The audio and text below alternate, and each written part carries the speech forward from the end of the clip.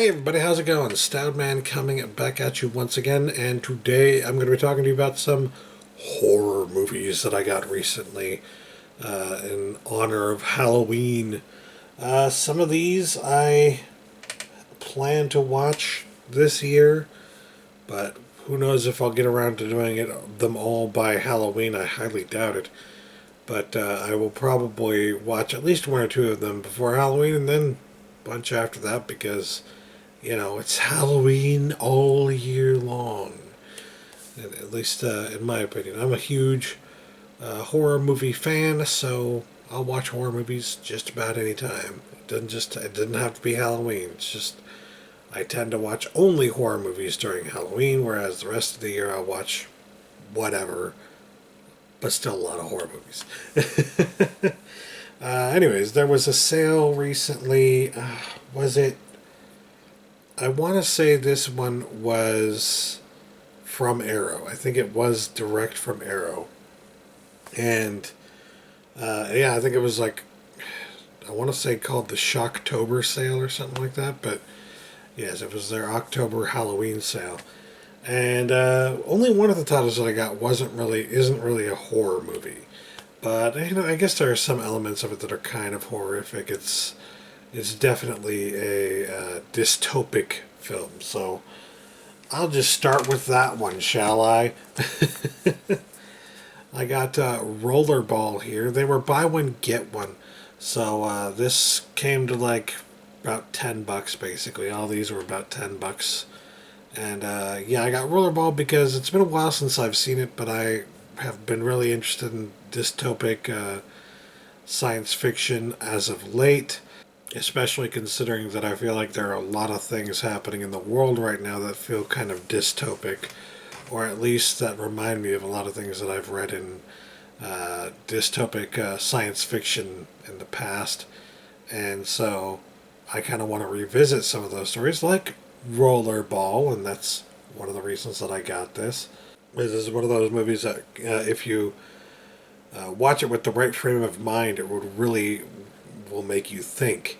And it's been so long since I've seen it that I knew that I had to see this again at some point. I was kind of itching to see it, and so when I saw it was on sale, I was like, well, that's a no-brainer. I'm getting that one. So yeah, picked up Rollerball from Arrow. Next up, I got Tenebrae, which is a movie about a writer, but more specifically about somebody who's stalking a writer. And I don't know, there are certain aspects of that kind of story. I've never seen this before, by the way, but there are certain aspects of that kind of story that also kind of strike me as something I might be interested in. First of all, I am a writer myself, so I love it when I can kind of relate to a character in a movie. But on top of that, just the whole stalker kind of stuff, like, there's been a lot of that kind of stuff happening in the real world as of late, although it's been kind of digital stalking kind of stuff as of late. A lot of more digital stuff happening than actual physical stalking has been happening. But regardless, it still kind of strikes a chord, right? It's something that feels kind of familiar to what you're seeing in modern times. Kind of like with Rollerball. So I was thinking about Rollerball at the time that I saw this up there, and I watched the trailer for it, and the trailer, I'm not gonna lie, the trailer had some of the music from the film, and I was just like, oh my god, I've heard that music a million times before, right? And so when I heard it, I was like, oh I have to get this just because of that freaking score. So yeah, very, very excited to watch this finally. Can't go wrong. It's Dario Argento. It's got to be great stuff, and I will probably be watching this one for Halloween. Next up, I got House by the Cemetery. I believe I watched this one with my friend Skin Slip, and I think maybe Zara Isaac was there as well. Maybe a few other people, but whatever the case may be, what I can tell you for certain is that we did it for a kind of podcast thing we used to do where we were kind of doing an MST3K kind of thing. I can't name it. I can't tell you what the name of it was because there's just this ongoing crap around it. Like some stupid drama came up around it, and now we can't even talk about it because otherwise we like it might get somebody, a friend of ours, in trouble, and it's like, well, crap, you know, like I can't even mention it now. But regardless, we had a lot of fun kind of poking fun at this movie, picking on the movie, and kind of making jokes about it. But even though we were making jokes here and there were, you know, some laughs to be had, there were actually a lot of aspects about this film that are quite excellent, and I had a lot of fun with. So this is one that I wanted to revisit, and actually I was surprised. I didn't realize at the time that I got it that it's got a new release coming out from Blue Underground, a 4K transfer. So that's going to beat this. This is just a 2K transfer. So, oops. But it's not something that's like one of my favorite movies ever. So I'm not going to be too beat up about not getting the 4K version. Maybe I will get it at some point, but considering that I just got this one, I'll probably wait a bit, you know, because it's not high on my priority list. What was high on my priority list was just getting this in my collection, and I really love this cover art, by the way. Such cool cover art, so very cool stuff here. Happy to have gotten that. Next up, and last from the Arrow sale at least, I got The Thing, which I already actually have. If you look a little bit closer up there, you might be able to see. No, you probably can't even see it up there because my other shelf is probably blocking it. But if you can, then cool, you have great eyes. But yes, I have the Shout Factory version of The Thing. But that one has some issues with it. I remember when it came out, there everybody was talking about how great it is, how much better it is than the previous release, which was a studio release. But since then, it's been like, oh, this isn't even, it's not even that good, actually, you know. So that tends to be how it is, because then another company will do a transfer, and that transfer will be a little bit better, and then another transfer will come out, and that'll be a little bit better. Well, this one is a brand new 4K restoration transfer, so you can't get much better than that. I don't know what I'm going to do with my Scream Factory release. I might just keep it. I mean, I can't think of any reason to get rid of it, and there might be some special features on there that are not on here, for all I know. I haven't really looked into it. I got this mainly because it has the 4K transfer of the movie, and it's apparently a very good transfer, and I wanted to see it. So, yeah. I mean, it's not a bad thing to own multiple copies of The Thing, because this is probably one of the best movies out there. It's one of the best horror movies ever made, for sure. So, yeah, can't complain too much there. At one point, I had like 3 or 4 different copies of Halloween. So, like, it's not unheard of for me to own multiple copies of a movie. I had multiple copies. I still have multiple copies, actually, of Night of the Living Dead. So, I mean, it's just one of those things, like these classic horror movies that you know are great and you love. You're going to have multiple versions of them. Terminator 2, I have multiple copies of that. So, yeah, that's just the kind of collector I am. Sometimes I keep them, sometimes I just end up getting the new one and then sending off the old one that I have to somebody else who might appreciate it more, or selling it if it's worth anything. Usually it's not, though, so yeah. But anyways, The Thing, glad to have the 4K transfer of this in my collection. Finally, can't wait to check that out. But I'll probably wait on The Thing until after Halloween, because it's more of a, I feel like a winter kind of thing. October is fall, right? To me, at least. And winter comes in December, January, those kind of months. Maybe even November. But however you want to look at it, it's like it's not quite winter yet, and The Thing is very much a winter movie for me, so I don't want to watch it until the winter. But anyways, next up I got a few things from Best Buy. I ordered some stuff off of their website because they had a pretty good deal going down.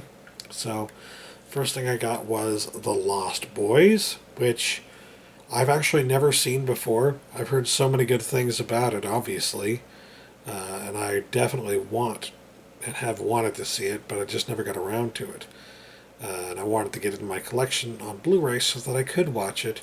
And I've thought about getting like the multi-movie pack at times, but I don't even know if I like the first one. Why would I purchase all the other ones, which I've heard are not even nearly as good? So I just decided to get the standalone release of The Lost Boys here. It was like $5 on sale, so no big loss. $5 is a fair price to pay, I think, for The Lost Boys.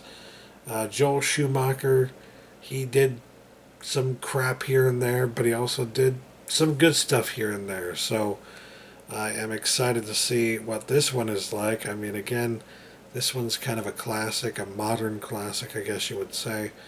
And I can't wait to check it out. So, yeah. Next up, I got Freddy versus Jason. I did not have this. This was not in the Freddy Nightmare on Elm Street movie collection, and I have never actually seen this movie. But even like right after it came out, my friends were telling me how hilarious it is, how fun it is, and how much they love the movie. So I've heard those good things. I've also heard terrible things. I've heard people say it's a terrible movie and just crap and all that stuff.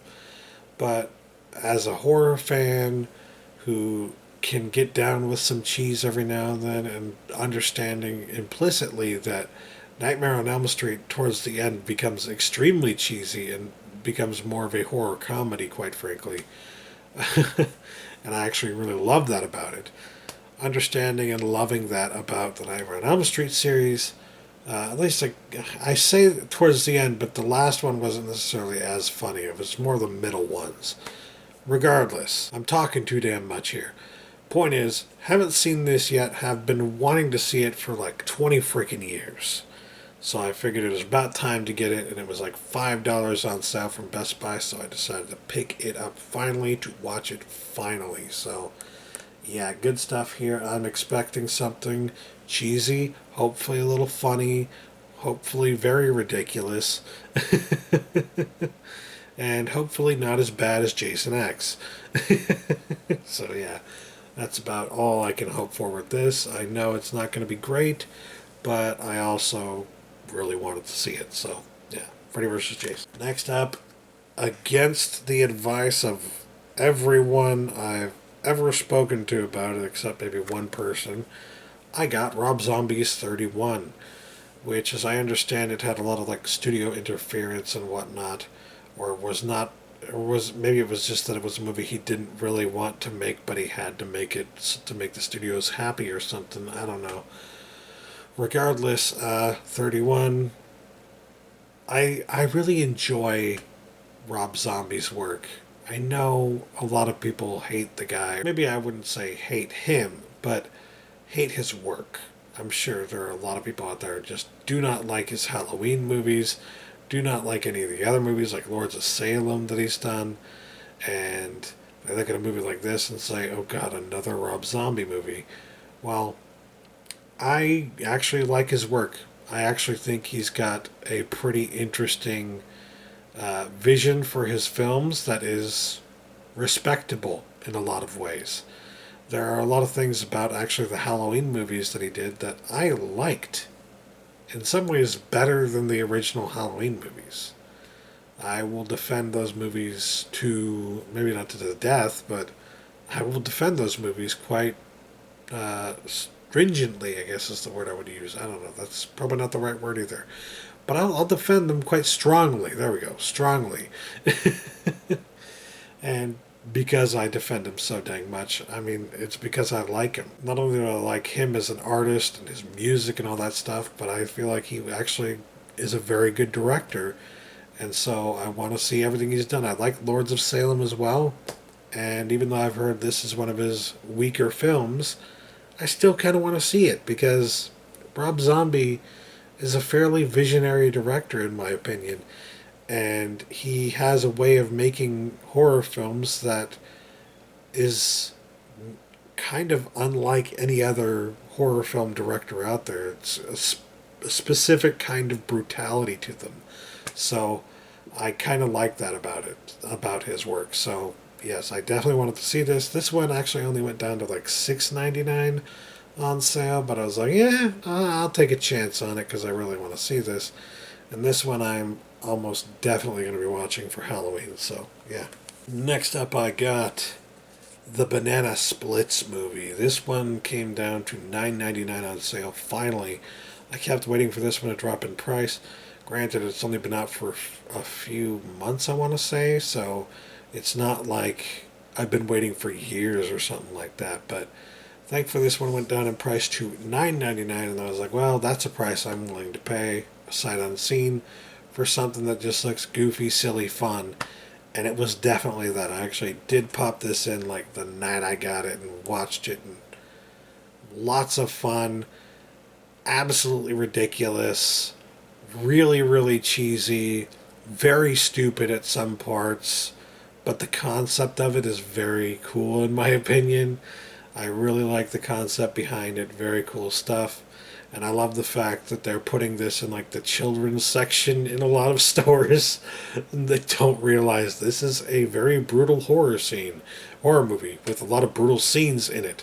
I mean, there's a part in the film, I don't want to give too much away, but there's a part in the film where someone gets torn limb from limb. So this is not something you show to kids in any scenario. Unless you think they can take it. But, this is absolutely, definitely a horror movie. And I have to stress again, it is a very cheesy horror movie. So you have to love cheesy horror movies if you're interested in this.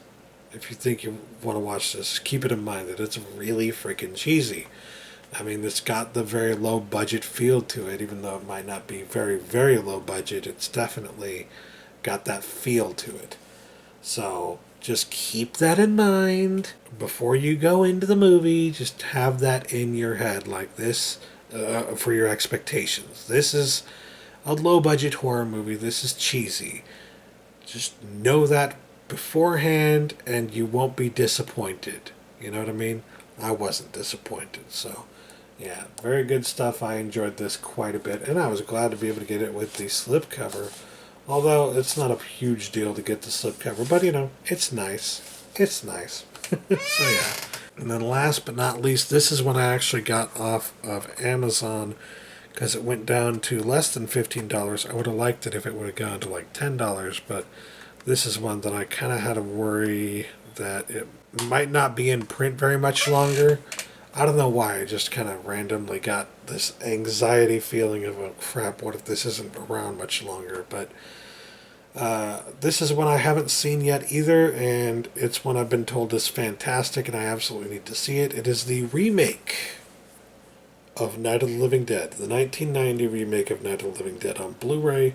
Again, I haven't seen it, but it's Tom Savini remaking Night of the Living Dead. I mean, obviously I have to see that, right? I mean, that's an absolute must. So I've just been waiting until I could get it for a good price, but this is one that's been around like the $20 price tag, if not more, for several years. And I didn't even know there was a Blu-ray of it until, I would say, I don't know how recently it was, but I feel like it was at least a year ago. But yeah, I didn't even know there was a Blu-ray of it until somewhat recently. So when I found out that it was on Blu-ray, I was like, I have to get that. I have to check that out, So, yes, very glad that this came down to sub $15 level so that I could finally afford it, finally get it, and finally watch it. I definitely want to watch this one for Halloween this year, but I've got so much to go through. I'm not going to get to everything. Not in this pile and not in all the piles of horror movies that I've purchased to watch for Halloween. So that's what I did to myself this year, and tend to do most years, is stock up on all these horror movies for Halloween in the months leading up to Halloween, and then I don't actually get around to watching all of them. I just don't have enough time. But then I have horror movies to watch for the rest of the year, and then usually I have at least a few left over that I haven't watched that I can watch next Halloween, along with the next pile of horror movies that I end up buying. So, yeah, fun stuff. I mean, when you look at my collection, and I'll probably do an overview someday, but when you look at it, you'll see that, like, the biggest portion of it in terms of genre is horror. It's the biggest part of the collection is horror. So I would say the second biggest part of the collection is sci-fi. Horror and sci-fi, that's what I'm all about. But yeah, glad to have gotten Night of the Living Dead 1990 so I can finally check that out. In total here, I would say I got some pretty dang good movies. I mean, some of these are absolute classics like The Thing, and then you've got Cheese, like Banana Splits movie, and Freddy vs. Jason. And a lot of these are movies I haven't seen yet, like Night of the Living Dead 1990, and Tenebrae, and Freddy vs. Jason, Lost Boys, and all those. I mean, yeah, good stuff, I would say. So that will do it for me today. Thanks for watching, you guys. Catch you later. Peace.